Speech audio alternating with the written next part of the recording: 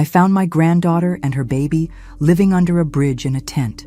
When she saw me, she broke down crying because she'd been told I died years ago. When I brought them home and revealed the dark truth about her father, she learned how much money he had stolen from her. If you're watching this, subscribe and let me know where you're watching from. Let me tell you how I got to this moment, standing in the rain under a concrete overpass, staring at my 19-year-old granddaughter Madison, holding a crying baby. 3 days earlier, I'd been living my quiet, retired life in Minneapolis, thinking my son Derek was just being his usual distant self. Turns out, distant was the polite word for what he'd been doing. It started when I got a Facebook message from someone named Crystal Williams. "Mrs. Henderson, I think your granddaughter needs help. She's been asking about you at the shelter." My blood ran cold. Madison was supposed to be in college in California, according to Derek. Last I heard, she was studying nursing and doing great. I messaged Crystal back immediately. "What shelter? Where is Madison?" The response came an hour later with an address downtown and the words, "She has a baby now. Says her dad told her you passed away 2 years ago." That lying snake. Derek had told Madison I was dead while she was pregnant and alone. While she needed her grandmother most, he'd erased me from her life completely. Why would he do such a thing? The answer would come later, and it would shake me to my core. I drove downtown that rainy Thursday morning, my heart pounding. The homeless camp under the freeway was bigger than I'd expected. Tents lined both sides of the concrete supports, and the smell of unwashed bodies and desperation hung in the air like fog. Crystal, a tired-looking woman in her 40s, met me at the edge. "She's the blonde girl in the blue tent," Crystal pointed. "Been here about 6 months. Baby's about 4 months old now. Sweet kid, but she's struggling." I approached the tent slowly, not wanting to startle anyone. "Madison?" I called softly. The tent flap opened, and there she was. My beautiful granddaughter, thin as a rail, holding a tiny baby wrapped in what looked like a dirty towel. Her eyes went wide, then she started shaking. "Grandma?" she whispered. "But Dad said, he said you died of cancer. He showed me the obituary." That bastard had actually created a fake obituary. I knelt down in the mud, not caring about my good pants. "Honey, I'm very much alive. Your father lied to you." Madison collapsed into my arms, sobbing. The baby, startled by the noise, began crying too. As I held them both, I made a silent promise. Derek was going to pay for this. But first, I needed to get my granddaughter and her baby somewhere safe. "Pack everything you have," I told her. "You're coming home with me." As we loaded her few possessions into my car, Madison kept touching my arm like she couldn't believe I was real. "Grandma, why would Dad tell me you were dead?" I wish I'd known the answer then. By the time I found out the truth, I understood that Derek's cruelty ran deeper than I'd ever imagined. Getting Madison and baby Emma settled in my house felt like Christmas morning. If Christmas involved discovering your son had committed identity theft against his own daughter. While Madison showered and I fed Emma a bottle, she started telling me what had really happened over the past 2 years. "I got pregnant junior year," she said, her voice barely above a whisper. "The father wanted nothing to do with us. When I told Dad, he said you would be ashamed of me, that I disappointed the whole family." My heart broke. I would have been nothing but supportive. "What else did he tell you?" "That you were sick and didn't want to be bothered with my problems. Then when Emma was born, he said you'd died and left me nothing in your will because I'd ruined my life." Madison's eyes filled with tears again. "I believed him, Grandma. I was so hurt that you'd rejected me, even in death." The calculated cruelty of it took my breath away. Derek had deliberately isolated his pregnant daughter, made her believe her own grandmother had abandoned her. "Madison, honey, I would have moved heaven and earth to help you. I would have been there for Emma's birth, for everything." That's when she dropped the real bombshell. "Dad said he was getting help from your estate to keep me in school, but the money never came. When I couldn't pay tuition, I got kicked out. That's when everything fell apart. My estate. While I was very much alive. A chill ran down my spine. What kind of help was he supposed to get?" Madison pulled out her phone, scrolling through old messages. "Here, look at this text from Dad last year." She handed me the phone. The message read, "Grandma's estate lawyer said the education fund will release $50,000 for your tuition and living expenses. Should be available next month. Stay focused on school. $50,000 from my non-existent estate. My hands started shaking as the pieces fell into place. Derek wasn't just lying to Madison about my death. He was using my supposed death to steal money. But from where? I spent the next hour making phone calls while Madison napped with Emma. First to my bank, then to my financial advisor, then to my insurance company. What I discovered made me physically sick. Someone had attempted to claim my life insurance policy 6 months ago. The claim was denied because the insurance company couldn't verify my death, but they had a copy of the fraudulent death certificate Derek had submitted. My fake death certificate, complete with forged doctor signatures and falsified medical records. My financial advisor was even more disturbing. Mrs. Henderson, we've had several calls over the past year from someone claiming to be your estate executor. He was asking about liquidating your retirement accounts. We told him he'd need proper documentation, which he never provided.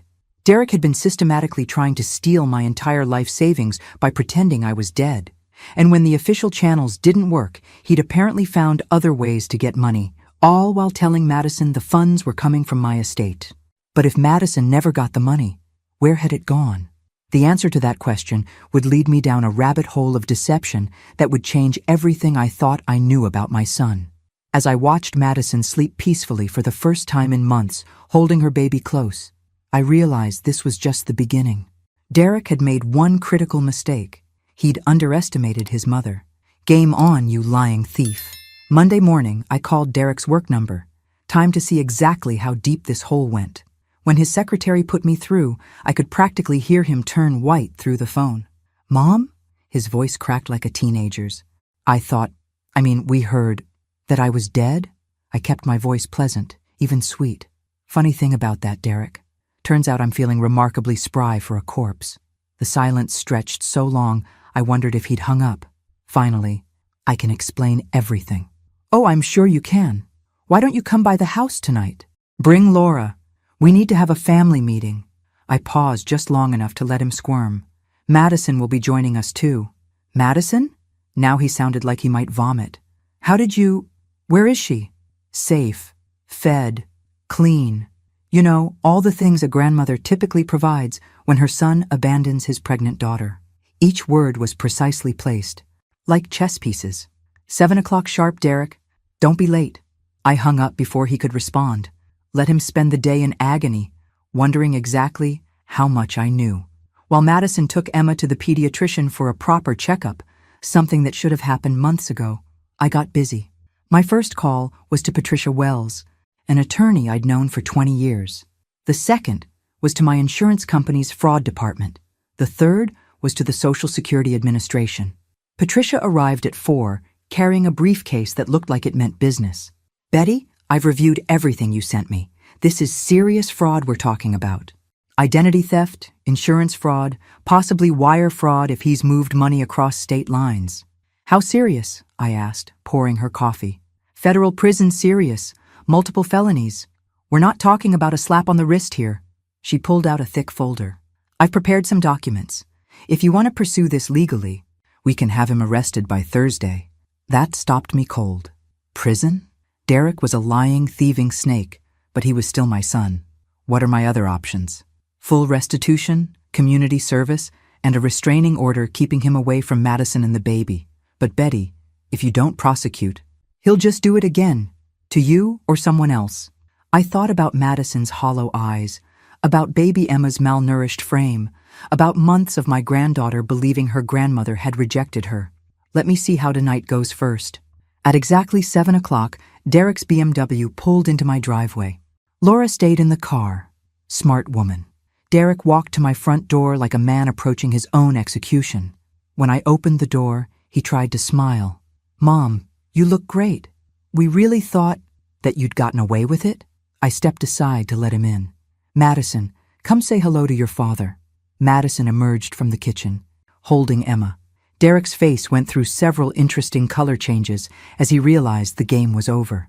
Hi, Dad, Madison said quietly. Surprised to see me alive too? Derek opened his mouth, then closed it, then opened it again like a fish gasping for air. I can explain. Can you? I settled into my favorite chair, the one that gave me the best view of his squirming. Because I'm dying to hear how you explain telling your daughter I was dead while simultaneously trying to steal my life insurance money. That's when Derek made his fatal mistake. Instead of confessing, instead of apologizing, instead of throwing himself on our mercy, he decided to double down. Look, I was trying to protect everyone. Madison was making terrible choices, and you were getting older, more vulnerable. I was trying to simplify things. The sheer audacity of it left me speechless. Madison, however, found her voice. Protect me? You let me live under a bridge with your granddaughter. You made your choice when you got pregnant, Derek snapped, his careful mask finally slipping. I gave you options. That's when I realized my son wasn't just a thief. He was a monster. The man standing in my living room wasn't the son I'd raised. This Derek was cold, calculating, and apparently without a conscience. When he started lecturing Madison about consequences and poor choices, I'd heard enough. Derek, I said quietly, and something in my tone made him stop mid-sentence. Sit down. He sat. Good boy. Even monsters can be trained. I pulled out the folder Patricia had prepared. Let's talk about choices, shall we? You chose to file a fraudulent death certificate with 3 different agencies. You chose to attempt insurance fraud for $200,000. You chose to let your daughter and grandchild live in poverty while you collected money in my name. Derek's face went pale. How did you find out? Oh, Derek, you might be clever, but you're not nearly as smart as you think you are. I opened the folder and began reading. Attempted fraud with Lincoln Insurance Company denied. Attempted fraud with Northwestern Mutual under investigation. Fraudulent Social Security death claim flagged for review. Madison gasped. Dad, you tried to steal Grandma's Social Security? And here's the interesting part, I continued, enjoying the sweat beading on Derek's forehead. While all these legitimate claims were being denied, somehow $85,000 disappeared from accounts I didn't even know existed. Accounts opened in my name using that fake death certificate. That's impossible, Derek stammered. Those accounts what? Derek? I leaned forward. Finish that sentence. He looked trapped, which was exactly where I wanted him. I was trying to preserve your assets for the family. By stealing them? Madison's voice was incredulous. By protecting them from nursing home costs, Derek was grasping now, throwing out any excuse that might stick. Mom's getting older. What if she needs care? What if she's not capable of managing her finances? I started laughing. I couldn't help it. The pure chutzpah of the man was almost admirable. So you decided to steal my money to protect it? How noble. Where's the $85,000? Derek? Madison demanded. Her voice had gotten stronger over the past few days, and I was proud to see her spine returning. Derek looked between us like a cornered animal. It was invested. For the family. For Emma's future. Invested where? I pulled out my phone. Because I have my banker on speed dial, and he's very interested in recovering stolen funds. That's when Derek played his last card, the one I'd been waiting for. You can't prosecute me, Mom. I'm your son. Think about what this would do to the family name, to your reputation. People would say you raised a criminal. I stood up slowly, walked over to where he sat, and looked down at him. At that moment, I saw him clearly for perhaps the first time in his adult life. Derek, I did raise a criminal. The question now is what I'm going to do about it. The silence in the room was deafening. Even baby Emma seemed to sense the gravity of the moment. Here's what's going to happen, I said, returning to my chair. You have 48 hours to return every penny you stole, every single penny. You're going to establish a trust fund for Emma's education with $50,000 on top of what you stole, as compensation for the months of hell you put Madison through. I don't have that kind of money just lying around, Derek protested. Then you'll figure it out. Sell your BMW, take out a loan, rob a bank for all I care. But if that money isn't in my account by Wednesday at 5 p.m., I'm pressing charges. Derek's face hardened. And if I refuse? I smiled, the same smile I'd used when he was 6, and testing boundaries. Then you'll find out just how much your old mother learned about persistence during her 40 years in accounting. As Derek left, slamming the door behind him, Madison turned to me with wide eyes. Grandma, do you really think he'll pay it back? I looked at my granddaughter, This brave young woman who'd survived months of hell because of her father's greed and felt a surge of protective fury that surprised me with its intensity. "Honey, your father is about to learn something he should have figured out years ago. You don't steal from family, and you definitely don't steal from me." Tuesday afternoon, Derek called. I let it go to voicemail. Tuesday evening, he called again. Voicemail. Wednesday morning brought a text. "We need to talk." This is insane. Insane was letting your daughter live under a bridge. Insane was stealing from your own mother. This was just good old-fashioned consequences.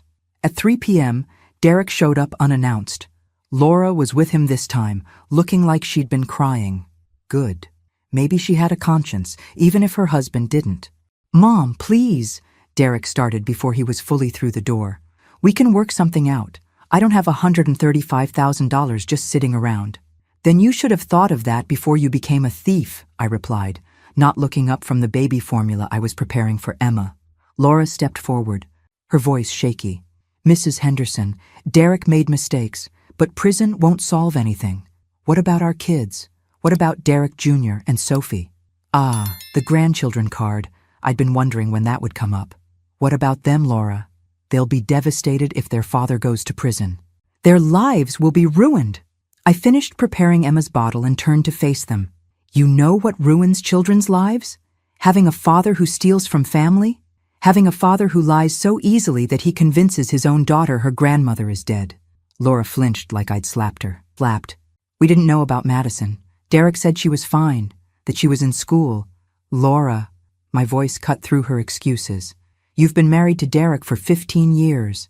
Did you really not know what kind of man he is?" The truth was written all over her face. She'd known. Maybe not the specifics, but she'd known Derek was capable of this. People don't wake up one day and decide to commit fraud. They build up to it. Derek, sensing his wife was becoming a liability rather than an asset, jumped back in. "Look, I can get $50,000 by Friday. The rest will take time, but I can make payments." "No payments. Full amount by 5 p.m. today, or I make that call to Patricia Wells." "That's impossible." I shrugged. "Then you'd better start making some phone calls. Maybe your father-in-law would be interested to know how you've been managing family finances." Laura went white.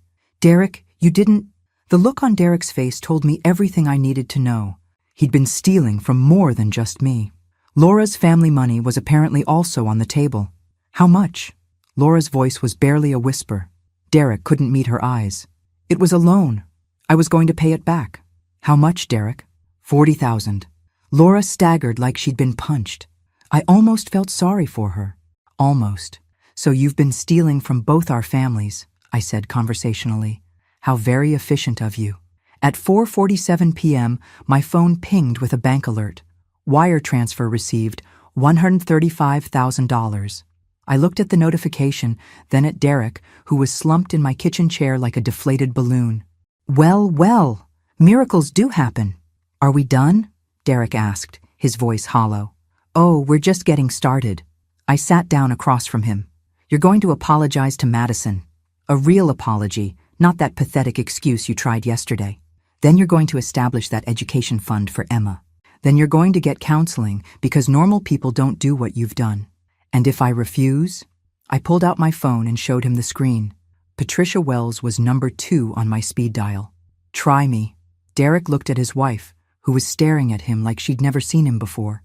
He looked at Madison, who was holding Emma and watching him with a mixture of pity and disgust. Finally, he looked at me. "I'm sorry," he said, and for the first time, he sounded like he meant it. "Not to me," I said quietly. "To her." As Derek turned to face his daughter, I felt something settle in my chest. Justice, maybe, or just the satisfaction of knowing that sometimes the good guys actually win. But this story was far from over, because Wednesday night, I discovered something that would change everything I thought I knew about Derek's crimes. Wednesday night, after Derek and Laura left and Madison was giving Emma a bath, I decided to look through the paperwork more carefully. What I found in the insurance fraud documents made my blood run cold. The fake death certificate wasn't just hastily thrown together. It was professionally done, complete with forged medical records dating back 6 months, falsified doctor signatures, and a detailed medical history of a cancer I'd never had. This wasn't the work of an amateur. This was sophisticated, organized fraud. More disturbing was the timeline. According to the documents, Derek had started setting up this scheme 8 months before Madison's pregnancy. He'd been planning to steal from me long before his daughter needed help. Madison's situation had just been convenient cover. I called Patricia Wells at home. "Patricia, I need you to look at something. The fraud was more extensive than we thought." She arrived within an hour, took one look at the documents, and whistled low. "Betty, this is organized crime level stuff. Your son didn't do this alone." That's when my phone rang. The caller ID said, "Derek Jr., my 15-year-old grandson." "Grandma, is it true that Dad's been stealing money?" My heart sank. "Where did you hear that, honey?" "Mom's been crying all night. She told me and Sophie that Dad made some bad financial decisions. But I heard her on the phone with Grandpa Williams. She said Dad stole from both families." Poor kid. Derek Jr. was a good boy, nothing like his father. "It's complicated, sweetheart." "Grandma, there's something else. Dad's been meeting with some guy named Vincent for months. Mom doesn't know, but I saw them together at the coffee shop by my school. They were looking at papers and talking about accounts and stuff." Vincent. The name meant nothing to me, but Patricia was already taking notes. What did this Vincent look like? Older guy, really expensive suit. Dad seemed nervous around him, like he was scared or something. After I hung up, Patricia was quiet for a long moment. "Betty, I think your son got in over his head with someone dangerous. This Vincent character might be the real mastermind." The pieces were falling into place in a way that made me feel sick. Derek wasn't just a greedy son who decided to steal from his mother. He was in debt to someone who'd helped him create professional-grade fraud documents, someone who probably expected to be paid back. "Patricia, if Derek gave me back $135,000, but he owes money to criminals, then you might all be in danger," she finished grimly. Thursday morning brought confirmation of my worst fears. Derek showed up at my door at 6 a.m., his face bruised and his left arm in a sling. "They know I paid you back," he said without preamble. "Vincent's people paid me a visit last night." Madison, holding Emma, stepped out of the kitchen. When she saw her father's condition, she gasped. "Dad, what happened to you?" "I got in debt with the wrong people. The fake death certificate, the account setup, it all cost money. Money I didn't have." Derek slumped against my doorframe. "I thought if I could just get access to Mom's accounts, I could pay them back and no one would get hurt." "How much do you owe them?" I asked, though I dreaded the answer. $200,000, plus interest." The room went silent except for Emma's soft babbling. $200,000 to criminals who weren't afraid to beat up their debtors. "Derek," I said carefully, "exactly what kind of people are we dealing with here?" He looked up at me with eyes that reminded me of the scared little boy he'd once been. "The kind that don't accept excuses, Mom. The kind that hurt families to make their point." As if on cue, my phone buzzed with a text from an unknown number. "Nice house, Betty. Pretty granddaughter, too. Tell Derek we'll be in touch." I showed the message to Patricia, who immediately started making calls. As she talked to the FBI about organized crime and witness protection, I looked at Madison and Emma, then at my bruised and terrified son. This wasn't just about money anymore. This was about survival. And somewhere out there, Vincent and his people were planning their next move. Patricia returned from her phone calls with a grim expression. "The FBI is interested, but they need more than just Derek's word about Vincent. They need evidence, names, documentation." "What kind of evidence?" I asked, though I suspected I wouldn't like the answer. "The kind that puts you and your family at risk to obtain." She sat down heavily. "Betty, these people don't mess around. The threat about your granddaughter wasn't idle. They're sending a message." Derek, still holding his injured arm, spoke up. "Vincent has meetings every Thursday at the Harbor Club downtown. He conducts business in the back room. If someone could get close enough to record—" "Absolutely not," I said firmly. "I'm not putting anyone else in danger." "Mom, you don't understand. They won't stop until they get their money. If we can't pay them, they'll take it out on all of us." Derek's voice cracked. "They already know about Madison and Emma." That night, after we'd installed a security system and Patricia had arranged for police patrols, I lay awake thinking. Vincent had made one crucial mistake. He'd threatened my family. People who threaten my granddaughter quickly discover that 70-year-old grandmothers can be more dangerous than they appear. Friday morning, I made a decision that would have terrified the old Betty. I called Derek. Set up a meeting with Vincent. Tell him I want to negotiate. Mom, no, you can't. These aren't reasonable people. Derek, I've been handling unreasonable people since before you were born. The difference is, I've never had anything worth fighting for like I do now. The meeting was set for Saturday afternoon at the Harbor Club. As I prepared, Patricia tried one last time to talk me out of it. Betty, let the FBI handle this. Don't be a hero. I looked at her with the same expression I'd used on difficult clients for 40 years. Patricia, I'm not being a hero. I'm being a grandmother. The Harbor Club was exactly what I'd expected. Expensive, pretentious, and full of men who thought money made them untouchable. Vincent was waiting in the back room, a silver-haired man in his 60s who probably hadn't done an honest day's work in decades. Mrs. Henderson, he said, not bothering to stand. Derek's told me so much about you. I'm sure he has. I took the seat across from him, noting the two large men flanking his chair. Let's get to business, Vincent. What exactly do you want? He smiled, the kind of smile that never reached the eyes. $200,000. Plus $50,000 in interest for the inconvenience your son has caused. And in return, your family remains healthy and whole. The casual way he said it made my skin crawl, but I kept my voice steady. I have a counterproposal. Vincent raised an eyebrow. I'm listening. $100,000 paid today. In exchange, you forget Derek exists and never contact my family again. Vincent laughed. Actually laughed. Mrs. Henderson, I don't think you understand how this works. I'm not a bank. I don't negotiate payment plans. You're right. You're not a bank. I pulled out my phone and showed him the recording app that had been running since I walked in.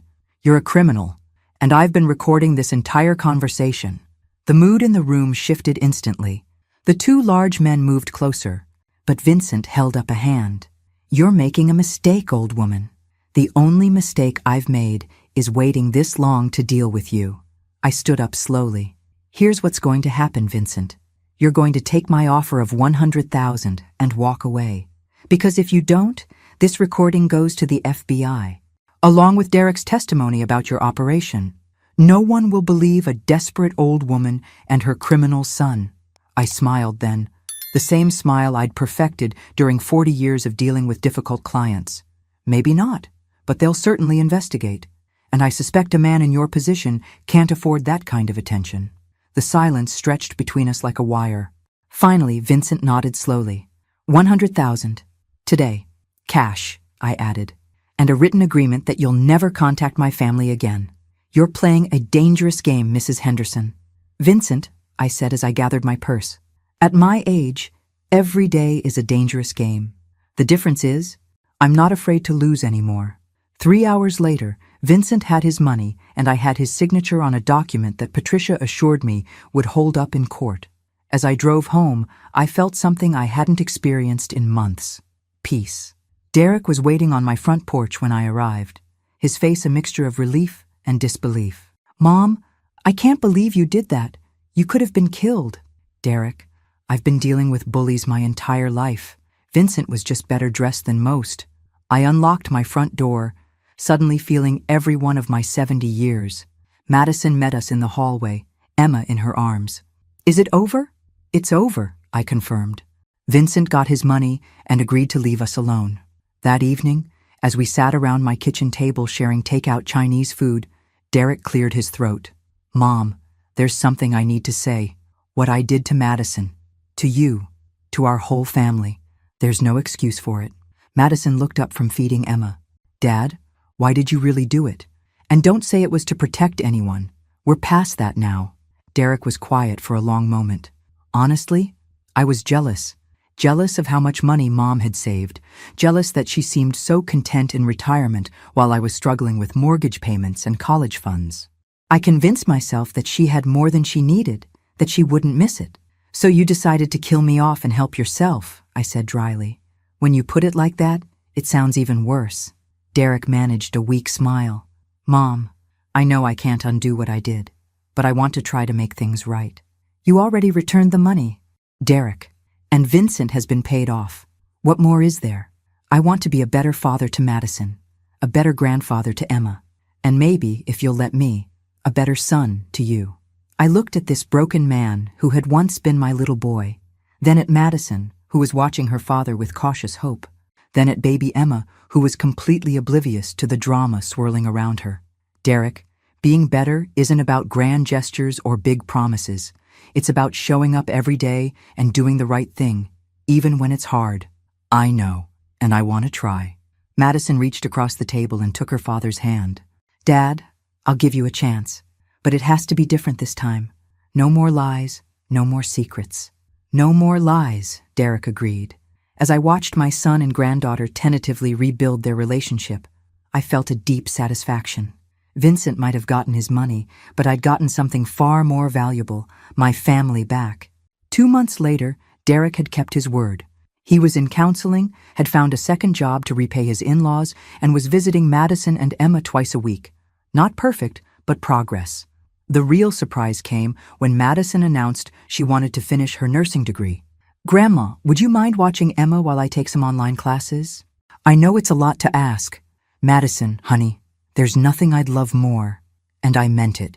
Having them in my house had filled a loneliness I hadn't even realized I'd been carrying. That afternoon, while Madison studied and Emma napped, I found myself thinking about the past few months. The fear, the anger, the confrontation with Vincent, all of it had been terrifying. But it had also shown me something important about myself. I wasn't just a retired accountant waiting for life to happen to me. I was a woman with fight left in her, a woman who could face down criminals to protect her family. Vincent had threatened the wrong grandmother. My phone rang, interrupting my thoughts. Mrs. Henderson, this is Agent Sarah Martinez with the FBI. We have some news about Vincent Carlisle. What kind of news? The recording you provided led to a much larger investigation. Mr. Carlisle was arrested this morning along with 12 associates. It turns out he's been running loan shark operations in 3 states. I sat down hard. Arrested? He's looking at federal charges for racketeering, money laundering, and extortion. Your testimony will be crucial to the case, but I wanted you to know, you helped take down a major criminal operation. After I hung up, I stared at the phone for a long moment. Little old me, Betty Henderson, had helped the FBI catch a career criminal. Who would have thought? That evening, Derek came for dinner, as had become our new tradition. When I told him about Vincent's arrest, his face went through several interesting color changes. Mom, what if he tries to retaliate from prison? What if his associates come after us? Derek, I said calmly, Vincent made his choice when he threatened Emma. Whatever happens next, we'll handle it as a family. Madison looked up from her textbook. Grandma's right, Dad. We stick together now. As I looked around my kitchen table at Derek helping Madison with her homework while Emma played in her high chair, I realized something profound had shifted. We weren't just surviving anymore. We were building something new, something stronger than what we'd had before. The old Betty might have been content to let Vincent disappear into the shadows, but this Betty, this grandmother who'd faced down criminals and won, wasn't about to let anyone threaten her family ever again. The trial was set for spring, but life didn't wait for justice to run its course. Madison finished her first semester with a 3.8 GPA. Emma took her first steps in my living room, and Derek slowly began earning back our trust. The biggest surprise came when Derek Jr. and Sophie asked to spend Christmas with us. Laura, devastated by Derek's lies but committed to keeping the family together, drove them over Christmas morning. Mom, Derek said as we watched the kids play with Emma, I know I don't deserve it, but thank you for not giving up on me. I looked at my son, really looked at him. The past 6 months had changed him. The arrogance was gone, replaced by humility. The entitlement had been burned away by consequences. What remained was closer to the boy I'd raised than the man I'd been dealing with for years. Derek, family doesn't give up. Family fights. Sometimes family fights each other, but we fight for each other too. That afternoon, Agent Martinez called with an update. Mrs. Henderson, Vincent Carlisle pleaded guilty to all charges. He'll be in federal prison for the next 20 years. He also provided information about his associates in exchange for protection. Your family is safe. Safe. After months of looking over our shoulders, of checking locks twice and jumping at unexpected sounds, we were finally safe. Spring brought Madison's graduation ceremony, as I watched my granddaughter walk across the stage to receive her nursing degree, with Emma babbling happily in my arms and Derek beaming with pride beside me. I felt a profound sense of completion. The journey from that rainy day under the bridge to this moment had been harrowing, but it had also been transformative. Derek had learned that actions have consequences. Madison had discovered her own strength, and I had rediscovered mine. That evening, as we celebrated at my favorite restaurant, Madison raised her glass of water. To Grandma, who saved us all. To family, I corrected, who saves each other. Derek clinked his glass against mine. To second chances. To fresh starts, Madison added. As I looked around the table at my family, imperfect, complicated, but genuinely trying, I realized that sometimes the best stories aren't about perfect people making perfect choices. Sometimes the best stories are about broken people who refuse to stay broken. 6 months ago, Derek had tried to erase me from Madison's life by pretending I was dead. Today, I was more alive than I'd felt in years. I was a grandmother who'd faced down criminals, a mother who'd held her son accountable, and a woman who'd discovered that 70 years old was just the beginning of the next chapter. Vincent Carlisle had made one fatal mistake. He'd threatened my family, not realizing that grandmothers are the most dangerous creatures on earth when their grandchildren are at stake. I'd spent 70 years preparing for that moment. I just hadn't known it yet. Now, as Emma reached for my hand, and Madison talked excitedly about her new job at the Children's Hospital, I smiled.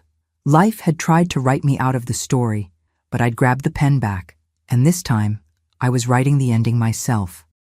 Thanks for listening. Don't forget to subscribe and feel free to share your story in the comments. Your voice matters.